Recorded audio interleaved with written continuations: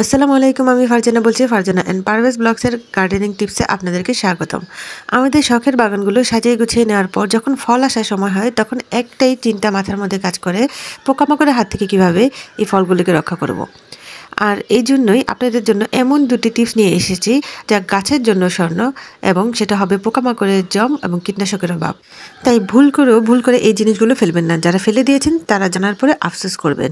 তো কী ফেলে দিয়েছেন আর কিভাবে এই ফেলে দেওয়া জিনিস থেকে এই শক্তিশালী কীটনাশক তৈরি করবেন, আসুন জেনে নিই। আমরা কিন্তু মরিচ কিনে এনে মরিচের বোটা সবসময় ফেলে দিই, কিন্তু এখন থেকে আর ফেলবেন না। এটা যে কী পরিমাণে শক্তিশালী কীটনাশক যখন আপনারা অ্যাপ্লাই করবেন তখনই বুঝবেন। সাথে নিতে হবে কয়েকটা কাঁচামরিচ, যেগুলো বাদ দেওয়ার মতো বা নষ্ট টাইপের। এখন রয়েছে আরেকটি উপাদান, এগুলোকে কেউ চিনতে পারছেন এগুলো কিসের বীজ? অনেকেই হাতের কাছে পেয়েও না জেনে না বুঝে এগুলো ফেলে দিয়েছেন, তারা তো অবশ্যই এখন আফসোস করবেন। এটা দিয়ে তৈরি কীটনাশক হচ্ছে কীটনাশকেরও বাপ। আসুন জেনে নেই এটা কোন গাছের ফল এবং এটা কি ফল। হ্যাঁ, যারা চিনে থাকবেন তারা ঠিকই ধরতে পেরেছেন, এটা মেহগনি গাছের ফল। এই ফলটা এতটাই উপকারী, শুধু গাছের জন্য না, এটা মানুষের জন্য যে কতটা উপকারী একটা মহা ওষুধ। যারা জানবেন তারা এটা আর কখনোই ফেলবেন না। এটা হাই কোলেস্টেরল যাদের আছে, যাদের হাই ডায়াবেটিস আছে, হাই ব্লাড প্রেশার আছে, যাদের কিডনিতে সমস্যা আছে, তারা এই ফলের বীজটা যদি সঠিক নিয়মে সেবন করতে পারেন তাহলে অবশ্যই এইসব কঠিন আর জটিল রোগ থেকে উপকার পাবেন এবং পরিত্রাণ পাবেন। এখানে যে দেখতে পাচ্ছেন ভিতরে এই জিনিসটা, এটা কিন্তু কিছুই না। যারা জানবেন না তারা মনে করবেন এটা হয়তো বীজ, কিন্তু না, এটা কিন্তু একটা এই ফোম টাইপের এরকম একটা জিনিস। কিন্তু আসল বীজগুলো হচ্ছে এই যে এরকম পাতার মতো দেখতে পাচ্ছেন, ঝুরঝুরে একদম লম্বা লম্বা পাতার মতো, অনেকটা তেঁতুলের মতো দেখতে, তেঁতুলের খোসার মতো দেখতে। আসলে বীজগুলো হচ্ছে সেটাই, এটা কিছুই না। হাতে যেটা নিয়েছি দেখতে পাচ্ছেন, এটা বীজ বলে ভুল করবেন, এটাতে কিছুই নেই। এই যে দেখছেন এগুলোর মধ্যে হচ্ছে অরিজিনাল বীজ যেটা থাকে এটা। এই যে দেখতে পাচ্ছেন সাদা বাদামের মতো অনেকটা দেখতে এগুলো। তো আমি কীটনাশক তৈরির জন্য আমি এই খোসাসহ বীজ আমি সম্পূর্ণটাই নেব, এই খোসাসহ বীজগুলো পুরোটাই নেব আমি। এই বীজগুলো কিন্তু খাওয়া যায়, তবে যারা তিতা সহ্য করতে পারবে না তাদের জন্য একটা সাবধান বাণী। এতটা পরিমাণে তিতা, আমি ট্রাই করার জন্য একটা কামড় দিয়েছিলাম, এতটা পরিমাণে তিতা ছিল যেটা 2 ঘন্টার মতো আমার মুখ এবং গলা সম্পূর্ণরূপে তিতা ভাবটা ছিল এবং সেটা যায়নি 2 ঘন্টার মধ্যে। তাই যারা তিতা সহ্য করতে পারবেন না, তিতা খেলে বমি হয়, তারা এই মেহগনি ফলের বীজ খাওয়া থেকে বিরত থাকুন। এখন চলুন শুরু করা যাক কিভাবে এই 2টা জৈব কীটনাশক তৈরি করব যা গাছের জন্য স্বর্ণ। প্রথমে আমি কাঁচামরিচগুলোকে একটু টুকরো করে নিয়েছি, আর এখানে নিয়েছি ডিম সিদ্ধ পানি। আপনারা জানেন ডিমের খোসা গাছের জন্য খুবই উপকারী, ক্যালসিয়ামে পরিপূর্ণ। এই ডিম সিদ্ধ পানিতে ডিমের খোসার পরিপূর্ণ ক্যালসিয়ামটাই থাকে, তাই এই ডিমের খোসার পানি কখনো ফেলে দিবেন না। আমি 250 ml মতো এই ডিমের খোসার পানি, মানে 1 গ্লাসের মতো 1 কাপের মতো ডিমের খোসার পানি নিয়েছি। এখানে গরম পানিটাই আছে। তো আর এখানে দিয়ে দিচ্ছি আমি এই মরিচের বোটা আর টুকরো করা মরিচগুলো। এখন এটাকে আমি, যেহেতু এটা গরমই আছে, আমি 5 মিনিট ভালোভাবে সিদ্ধ করে, 5 থেকে 10 মিনিট আমি ভালোভাবে এটা ফুটিয়ে নেব। ফুটিয়ে তারপর ঠান্ডা করে নেব। এখন আমি ঢাকা দিয়ে দিলাম। 5 থেকে 10 মিনিট পরে ফিরে আসছি। চলে এলাম 10 মিনিট পরে। এই যে দেখছেন এইভাবে ভালোভাবে ফুটে ওঠার পরেই এই মিশ্রণটাকে চুলা থেকে নামিয়ে ফেলবেন। এতটাই তিক্ত এবং ঝাঁঝালো ঘ্রাণ নাকে আসছে, যেটা আসলে মানে সহ্য করার মতো না। তাহলে কীট পতঙ্গ পোকামাকড় তো দূরে থাক, এটা তো তাদের জন্য জমই হবে। অবশ্যই ঠান্ডা করার পরে এটা ব্যবহার করবেন, গরম অবস্থায় ব্যবহার করার চেষ্টা করবেন না, গাছ নষ্ট হয়ে যাবে। তো যতক্ষণ এটা ঠান্ডা হবে আমরা পরের প্রসেসিংয়ে চলে যাই, কিভাবে এই মেহগনি গাছের বীজ দিয়ে দ্বিতীয় শক্তিশালী কীটনাশকটা তৈরি করব, যেটা কীটনাশকেরও বাপ। তো এই বীজগুলো আর ভেঙে এইভাবে বের করার প্রয়োজন নেই। দেখেন প্রত্যেকটা খোসার ভিতরে এরকম বীজ রয়েছে। তো এখন আমি এটাকে পুরোপুরিভাবে ব্লেন্ড করে নেব, একদম গুঁড়ো গুঁড়ো করে নেব। এখন সম্পূর্ণ খোসাসহ বীজগুলোকেই আমি ব্লেন্ডার জারের মধ্যে দিয়ে দিচ্ছি। হয়ে গেল আমার ব্লেন্ড করা। আপনারা চাইলে শিলপাটায় বেটেও নিতে পারেন বা হামাম দিস্তায়ও ছেঁচে নিতে পারেন। তবে শিলপাটায় বা হামাম দিস্তায় যদি এটা বেটে নেন তাহলে অন্য কোনো ভর্তা বাটার আগে অবশ্যই ভালোভাবে ধুয়ে নেবেন, কারণ এটা প্রচণ্ড তিতা, কারণ পাটার মধ্যে সেই তিতো ভাবটা থাকতে পারে। তাছাড়া মিহিগুড়ির বীজটা এরকমভাবে মিহি গুঁড়ো করে নিলেই এটার যে তেতো ভাবটা আছে সেটা সম্পূর্ণরূপে বের হয়ে আসে। এখানে আমি একটা মগের মধ্যে 1 লিটার পরিমাণ পানি নিয়েছি। তো একটা মেহগনি বীজ সম্পূর্ণভাবে নিয়ে নিলে সেটা 1 লিটার পানিতে আপনারা ভিজিয়ে রাখবেন।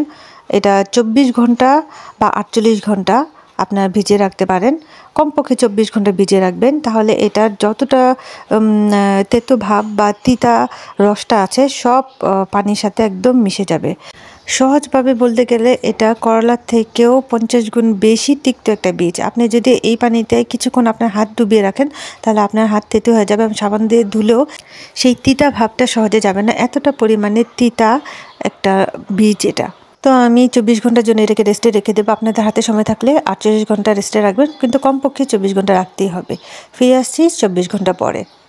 আমি প্রথমে যে কীটনাশকটা তৈরি করেছিলাম মরিচের বোটা আর মরিচ দিয়ে, সেটা আমি ঠান্ডা হওয়ার পর ফ্রিজে রেখে দিয়েছিলাম। তো 24 ঘন্টা পরে যখন মেহগনি বীজের কীটনাশকটা তৈরি হয়েছে, তো এটা একসাথে আপনাদেরকে দেখাচ্ছি। তো প্রথমে আমি এই মরিচের বোটা এবং মরিচের এই মিশ্রণটাকে ছেঁকে নিলাম। এই যে দেখতে পাচ্ছেন এরকম একটা কালার হয়েছে। এখন এটাকে আমি একটা স্প্রে বোতলের মধ্যে ভরে নিব। 24 ঘন্টা ফ্রিজে রাখার পরেও এতটা তীব্র ঝাঁঝালো একটা তিক্ত গন্ধ বের হচ্ছে, যেটা আপনারা যখন তৈরি করবেন তখন বুঝতে পারবেন। এছাড়া এই কীটনাশকটা 24 ঘন্টা রাখার প্রয়োজনে, ঠান্ডা হয়ে গেলে আপনারা গাছে এটা স্প্রে করতে পারবেন, কিন্তু দুইটা কীটনাশক আমি একসাথেই দেখাবো, তাই এটাও 24 ঘন্টার জন্য আমি রেখে দিয়েছিলাম। মেহগনি বীজের কীটনাশকটাও তৈরি হয়ে গেছে। এখন এটাকে আমি ছেঁকে নিব। অবশ্যই ছেঁকে নেবেন, তা না হলে কিন্তু স্প্রে করতে পারবেন না। আমি কিন্তু কোনো কীটনাশকের সাথেই কোনো ডিটারজেন্ট ব্যবহার করব না, যেহেতু এটা একদম জৈব পদ্ধতিতে তৈরি করা কীটনাশক, একদম অর্গানিক।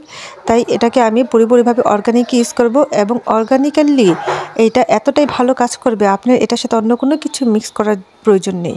এটা হেলথেরও কোনো ক্ষতি করবে না, স্বাস্থ্যেরও কোনো ক্ষতি করবে না এবং গাছের জন্য কোনো সাইড ইফেক্ট হবে না। এটা আপনারা নিশ্চিন্তে ব্যবহার করতে পারেন।